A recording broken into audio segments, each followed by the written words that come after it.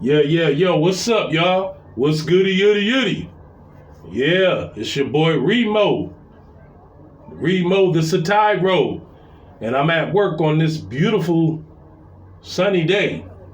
It is Wednesday. From now on, I'm gonna start dropping videos. I'm gonna do my best to start dropping videos on Wednesdays and Sundays. But this video here is about the wild sexcapades on Dewey Avenue. It's about my first bachelor pad on Dewey Avenue, and yeah, I banged a lot of chicks there. I stayed there for about a year, and each month that I stayed there, I banged a different chick. So I banged about 12, maybe 13 chicks the whole year I stayed there. And I banged them multiple times because, I had said to myself, I ain't getting in no relationship. I'm going to just bang a different chick every month. I'm going to kick them in and kick them out. Just bang them all month and then kick them out. And then bang another chick all month and then kick her, you know what I mean? Not kick her out my house, but, just once I'm banging her throughout the month, then I'm done with her. And that's exactly how it ended up happening. Some of the chicks I ain't even have to kick out. They just left because I wouldn't let them stay with me. Because it was a nice apartment. It was a 1-bedroom, big ass living room, big ass bedroom, small kitchen, small bathroom though. But hey, it was my apartment. It was $500 a month. Everything was included except for gas. And somehow I managed to fuck that up. I was young. I didn't have nobody coaching me. You know what I mean? I thought I knew everything. I ain't know shit. I was like 25 and dumb. If I could rewind it, I would have never went back to school because while I was living there, I went back to college. I went to college. I said, fuck working. I'm going to collect unemployment. Because when I first moved there, like the first week I was there, I lost my job working at the law firm and I was collecting unemployment. And I said, okay, I'm going to go to school and collect this unemployment. After 6 months, my unemployment ended, and I tried to qualify for another 6 months. They said, hell nah, nigga, take your ass to work. We don't give a fuck if you in school. And I went to DSS, and they said, nah, take your ass to work. Ain't shit wrong with you. You want to go to school, you gonna have to work and go to school part-time. Well, I was like, man, fuck this shit. I'm gonna go to school, and I'm gonna pay my rent off them school checks. But it didn't happen that way, you know what I mean? The bills just kept piling up.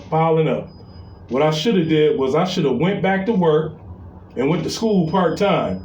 If I was really, because I was really hungry about, I was really big on going back to school, but I ended up having to basically drop out of college, because I couldn't afford it. I couldn't afford to get back and forth and, pay my rent, food, had to pay gas, so, and I had a phone bill I had to pay. What I should have just found another job at another law firm, which wouldn't have been no problem, but my dumb ass had a one-track mind back then. But, the good outweighed the bad times. I think about this apartment a lot because I had a lot of different chicks, and a lot of my homeboys would bring chicks over to my house. A lot of them had girlfriends at home, but they'll bring their chicks over to my house. They'll crash, they'll beat, and then leave. I was cool. My house was basically like a open sex motel. You know what I'm saying? Shit, you my homeboy, shit, just come through, bring me some beer. You know what I'm saying? Give me a couple of dollars or whatever. Yeah, you can spend the night. I had a homegirl that lived right around the corner that I was smashing. Well, she lived like around the corner and down the street, like 2 doors down.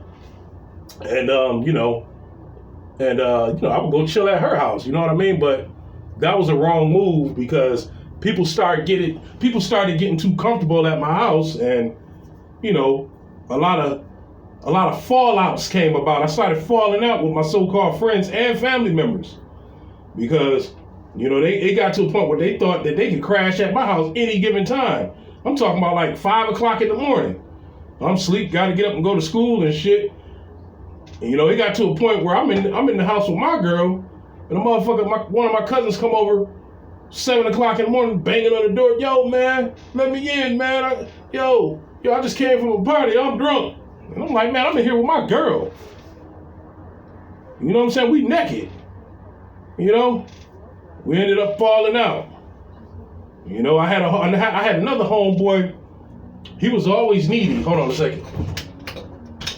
Yes, ma'am. How you doing? Hi, good. All right. Can we leave the car here Sure. for a bit? Yeah. You can leave it here until 1 a.m. Okay. Okay. You got it. All right. Take care. Thank you. All right. Take care.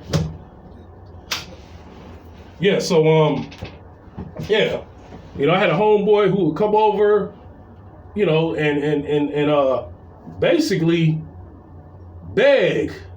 I mean, this dude would always come over asking for shit. He was a cool dude, but he was just a needy, freeloading motherfucker. You know what I mean? So finally, I had to cut him off. I mean, we cool now. We friends on Facebook, but we barely even speak on Facebook now. I hooked him up with one of my female cousins, and the nigga just thought. I guess he thought we was family, and he thought he can come over my house and go in my refrigerator, and he thought he could come over my house at any time and crash. That was a learning lesson, because now can't nobody come over my house and crash unless it's my mother, my father, and that's it. You know what I'm saying? You ain't coming over my house and just crash. My house don't got no open door policy. This ain't no open door mission. You know what I mean? And I learned from living on Dewey Avenue, you can't just let anybody in your house. You know what I'm saying? Because people drop off bad spirits. You know what I mean? They come over your house, they come over to your nice clean house with negative intentions and negative energies. Don't nobody want them in their house. They ain't got nowhere to go. But they figure they cool with you. You got a nice clean apartment. They figure they can come over your house and spend a couple nights and then bring they fucked up friends over to your house. You get up, walk in your living room, there's some strange shit that you see sleeping on the corner in your motherfucking living room. She could be a crackhead, and she could be a heroin addict. Now she know what you got, and now she know where you live at. You know what I mean? And then she'll be coming over your house looking for your homeboy when he ain't there. That's happened. I had to learn the hard way. You can't. Sometimes it pays to be an asshole, because being too nice will get you fucked. Every time, it'll get you fucked over. So after I lost my apartment on Dewey Avenue, I became a straight up asshole. No, you can't come over my house whenever you want to. Call me. Make an appointment to come over my goddamn house.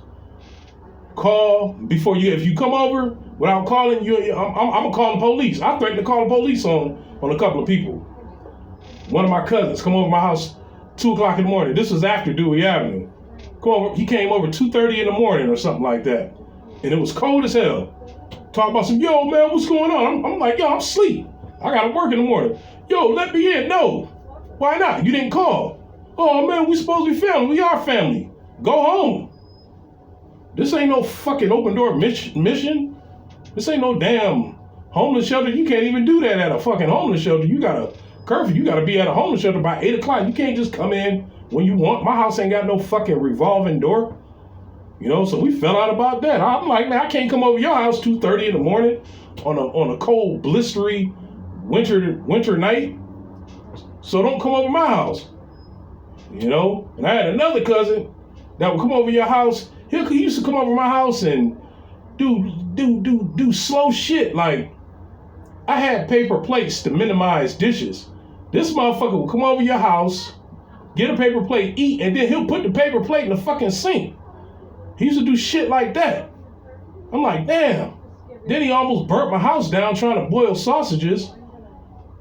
Yeah, I was on Dewey Avenue. He spent the night. His wife put him out, so he came to my house. My house was also the scapegoat house. Somebody put your ass out, you can come over. My dumb ass will let you over. And you can come over and treat my house like shit. Motherfuckers wouldn't clean up or nothing. Motherfuckers get drunk, be pissing all on the floor. And you ask everybody like, yo, they'll break your toilet just like at house party. Yo, who broke the toilet? Don't nobody know. Who pissed on the floor, man? Don't nobody know. All right, get the fuck out. Yeah, my one cousin came over.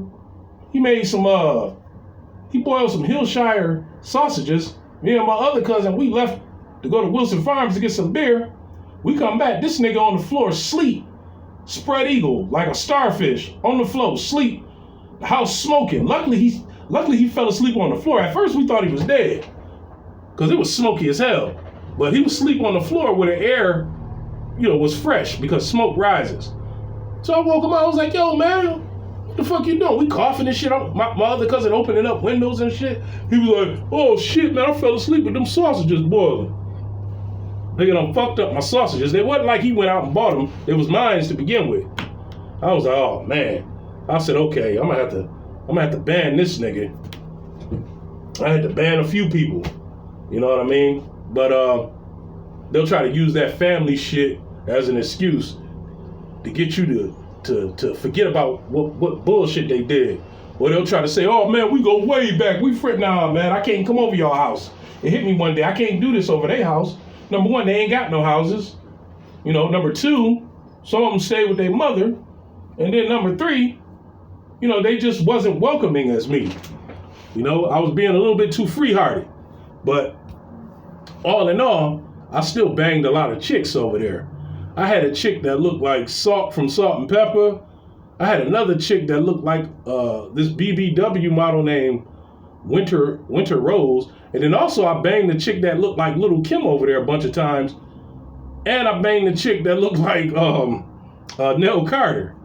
And I also had a chick that I banged. She was an Italian chick. She looked sort of like, damn,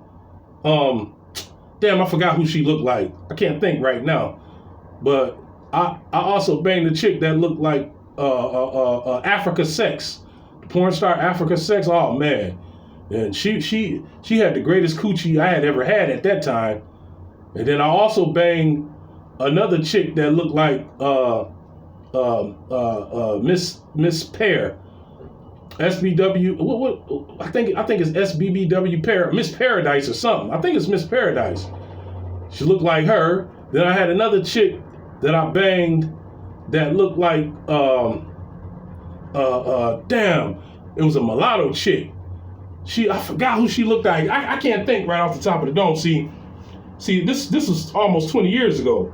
But I do remember the chick that I banged that looked like SBBW Paradise, and the chick Africa Sex, and the chick that looked like damn, I was about to say her name. The chick that looked like Salt from Salt and Pepper. The chick that looked like Salt and Pepper was the last chick that I banged, and that was hilarious, man. I had anxiety after banging her. Y'all gonna love to hear about her later on in the year. I'll probably make a video about her probably in December, because she was like the 12th or the 13th bitch that I banged. I'm gonna go in order. So the first video y'all gonna see is a chick that I banged that looked like the BBW named Winter Rose, I think her name was. She's a mulatto chick, or maybe Hispanic. But this chick that I banged looked just like her. And that was weird too, because she claimed she didn't have sex for a while and she was bleed. Oh man, it was blood everywhere. Oh, y'all gonna bug when y'all hear this. But yeah, so be on the lookout, y'all. Like I said, I'm gonna try to drop a video every Wednesday and Thursday.